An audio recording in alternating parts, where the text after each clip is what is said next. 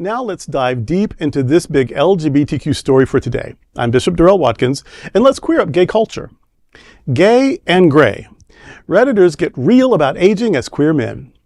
What's it really like to age as a gay man? I love that I got this story. That's the question, sparking a huge social media conversation on Reddit's Ask Gay Men Over 30 forum. A man in his 40s kicked off the conversation asking, quote, worst, best things about growing old as a gay man, end quote.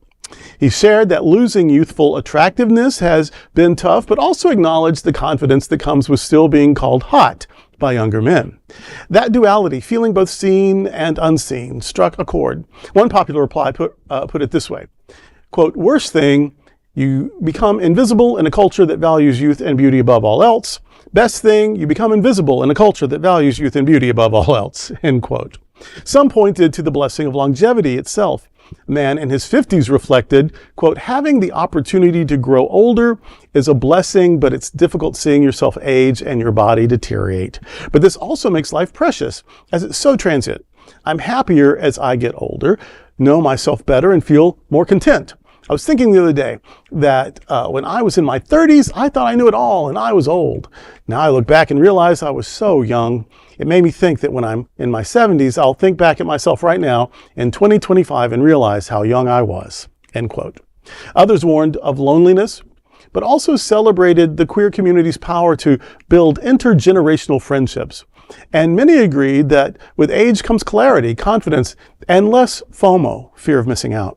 Some also talked about losing loved ones, especially for those who lived through the AIDS crisis. From fading beauty to newfound confidence, and deep friendships to deep losses. Aging as a gay man, it turns out, is just like life itself. Complex, honest, and worth every year.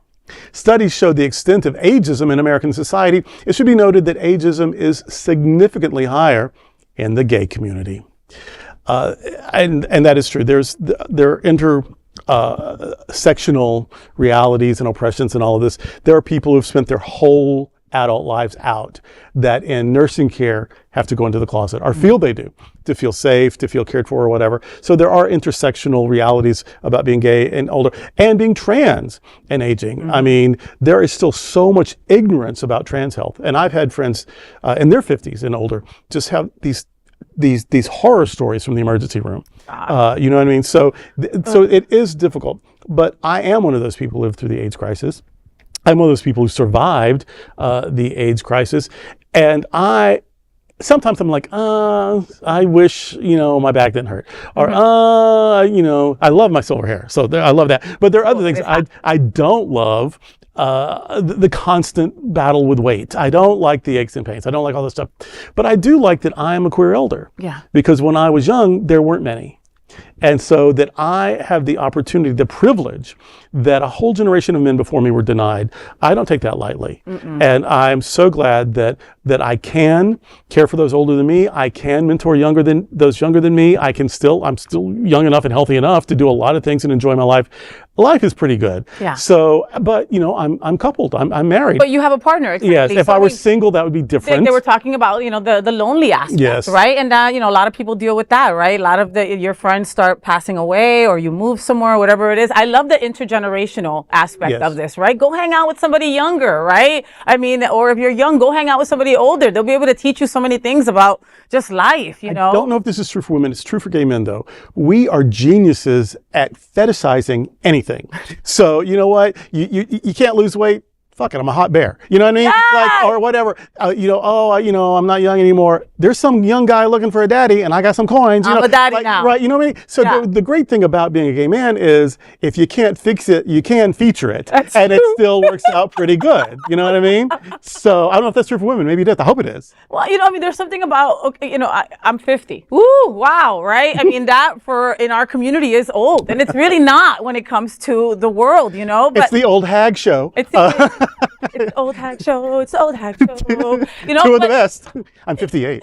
There's less chaos in this brain at 50 than there was Right. in my 30s. You know, there is wisdom that comes with time, right? I know not to deal with that little young girl. I know better at this age. I didn't, 10 years, 12 years back. Yeah. You know, these are things that I welcome with age. You know, Right. we're a very ageist community, especially in LGBTQ+. We are, but we have a lot of insecurities. We're a marginalized group. That's just how we retaliate. You know what I mean?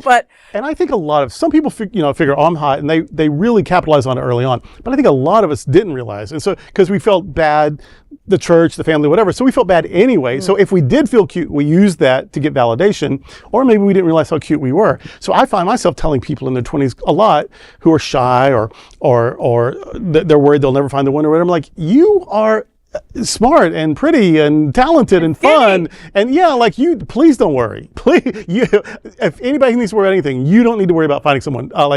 They're gonna fall into your lap any day now.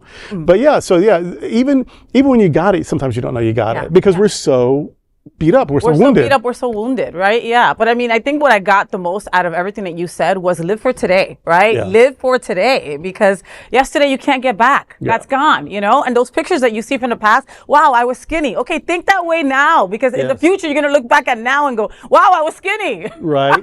But 58 years on the planet and counting, I know so much stuff. I've learned so much stuff. And if you value wisdom, intelligence, experience, girl, I got a lot of it. You know what I mean? So there is nowhere that I can't drop you that you can't have a conversation with whoever, okay? And he can't. So, and I love that. I love that about me. So I'll probably never have a 32-inch waist again. Yeah, I'm always going to grunt when I bend over to tie my shoe. But I'm a lot of fun still. And nobody can outdrink me. So, Nobody can outdrink the bishop. Let's just leave that right there. The boozy bishop. The boozy bishop. The boozy bishop. And that is the big LGBTQ story for today. There is no other queer nonprofit media platform like this in the entire world. Support our LGBTQ stories by subscribing and sharing Queer News Tonight.